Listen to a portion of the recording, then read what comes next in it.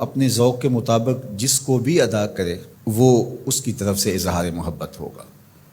جو چیزیں شریعت نے فرض کہی ہیں اور جن چیزوں کا وجوب ہے اور اس کا باقاعدہ شریعت میں طریقہ بھی بتایا گیا ہے، وہاں ہمارے ذوق کا دخل نہیں ہوگا۔ پانچ گانہ نماز کا جو طریقہ بتایا گیا ہے، اس کے اوقات جو بتائے گئے ہیں، اس میں قیام، رکوع اور سجدے کی صورتیں ہمارے اوپر واضح کر دی گئی ہیں، مبہم نہیں رکھی گئی، تو اس میں ہم اپنے ذوق کا مظاہرہ نہیں کر سکتے کہ نہیں ہم نماز اس طرح پڑھیں گے، ہمارا ذوق اس طرح کا ہے۔ وضو میں میرا ذوق یہ ہے کہ میں پاؤں پہلے دھوؤں گا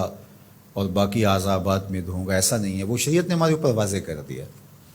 لیکن جن امور کے اندر شریعت نے ہمیں کوئی اس طرح کی پابندی نہیں لگائی، کسی امر کا مطلق حکم دیا ہے، تو اس میں پھر ہم اختیار رکھتے ہیں۔ جس طرح حضور علیہ السلام پر درود پڑھنے کا حکم دیا گیا ہے، سلام پیش کرنے کا حکم دیا گیا ہے، تو اس میں آپ جس طرح بھی حضور علیہ السلام پر درود پڑھیں، جس ہیئت میں بھی درود پڑھیں، کھڑے ہو کے پڑھیں، بیٹھ کے پڑھیں، درود کے کلمات، درود کے الفاظ، اس میں کوئی پابندی شریعت نے نہیں لگائی۔ مطلق حکم ہے صلو علیہ وسلموا تسلیما،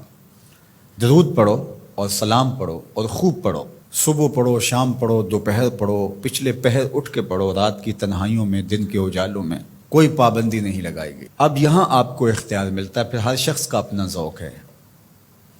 کوئی تنہائی میں بیٹھ کے درود پڑھتا ہے اور کوئی اجتماعی طور پہ درود پڑھتا ہے، کوئی بچوں میں بیٹھ کے درود کی مجلس سجا لیتا ہے، تو یہ آپ کا اختیار ہے۔ اسی طرح فَلْيَفْرَحُوا کہ خوشی کا اظہار کرو، تو اس میں آپ کا اختیار ہے۔ آپ 12 ربیع الاول کے دن صدقہ و خیرات کیے جا رہے ہیں، 12 کو نہیں کرتے، 13 کو کرتے ہیں، 11 کو کرتے ہیں، 8 کو کرتے ہیں، کسی اور مہینے میں کرتے ہیں، حضور کے آنے پر آپ کو خوشی ہے، اس کا شکرانہ ادا کرتے ہیں، اللہ کا شکر بجا لاتے ہیں، قولاً، عملاً، رویتاً، نوافل ادا کیے جا رہے ہیں، روزہ رکھتے ہیں۔ حضور علیہ السلام نے خود روزہ رکھا پیر کے دن۔ تو اگر کوئی شخص سارے طریق مسرت کے اختیار کر لے، خوشیوں کے سارے رنگ اختیار کر لے، تو اس میں کیا حرج ہے کہ وہ روزہ بھی رکھے، وہ نوافل بھی پڑھے، وہ صدقہ و خیرات بھی کرے، وہ مٹھائیاں بھی بانٹے، چہرے پر بشاشت کا، فرحت کا، انبساط و کیف و سرور کا اظہار بھی ہو، لبوں پر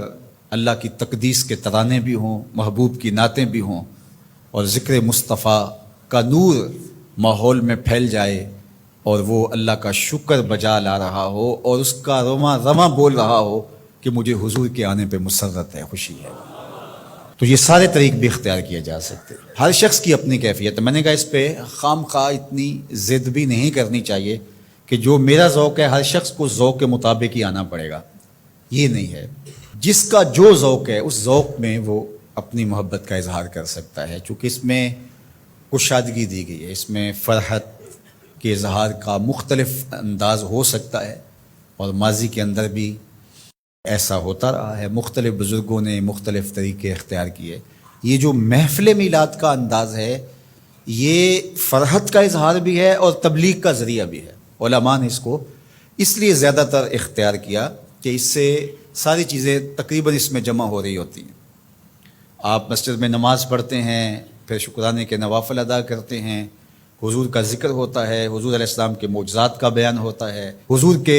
حسن کے تذکرے ہوتے ہیں، حضور کے فضائل، حضور کی سیرت، حضور علیہ السلام کے خصائل، اور مدح و ستائش، نظم میں، نثر میں حضور پر سلام، بار بار درود پڑھنا، اور حضور کے لائے ہوئے دین کی اہمیت لوگوں کے سامنے رکھنا اور دین کو اختیار کرنے کی تلقین کرنا، یہ سب کچھ محفل میلاد میں ہوتا ہے۔ بعد میں پھر مٹھائیاں، تبرک، یا شروع میں کھانا یا بعد میں کھانا، وہ بھی شامل ہو جاتا ہے۔ تو یہ ساری خوشیوں کا اور اظہار کے جتنے بھی سلیقے اور طریقے ہیں ان کا ایک مجموعہ ہے، تو اس کو محفل میلاد کہہ دیتے ہیں۔ اگر اس میں کوئی ایسی چیز نہ ہو جو شریعت کے مزاج سے متصادم ہو تو اس پر کسی کو بھی میرا خیال اعتراض نہیں ہونا چاہیے۔ تو اس لیے میں آپ کو کہوں گا کہ آپ اپنے گھروں میں ہر پیر کا معمول بنا لیں، پیر کو روزہ رکھیں، بچوں کو بھی روزہ رکھوائیں۔ جو شوگر کے مریض ہیں میں ان کو زور نہیں دیتا،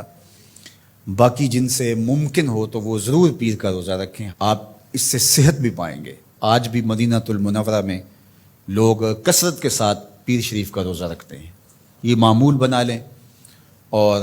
افطار کے وقت جو آپ دسترخوان بچھائیں اس میں اپنے بچوں کو بھی اپنے ساتھ بٹھائیں اور حضور علیہ السلام پر درود پڑھیں، حضور کی سیرت کا کوئی ایک واقعہ سنا دیں، حضور کا کوئی ایک معجزہ ان کے سامنے رکھ دیں، آقا کریم علیہ الصلوۃ والسلام کے حسن کا قصیدہ ان کے سامنے پڑھ دیں، کسی عضو بدن کی خوبصورتی اور شمائل کا تذکرہ ان کے سامنے رکھیں، اور پھر نتیجہ آپ دیکھنا، اس کے بعد دعا کر کے افطار کر لیں، کھانا کھا لیں، اور یہ صرف 8 دن کے بعد آپ کریں۔ 8 دن میں 2 مرتبہ کر سکیں، جمعے اور پیر 2 دن کر سکے تو اور اچھا، نہیں تو 1 دن کم از کم یہ مقرر کر دیں۔ اگر کسی وجہ سے آپ پیر کے دن نہیں کر سکتے، کوئی اور دن مقرر کر دیں، یہ سارے اللہ کے دن ہیں، تو آپ دیکھیں گے کہ اس کے اثرات آپ کی نسل کے اندر منتقل ہوں گے۔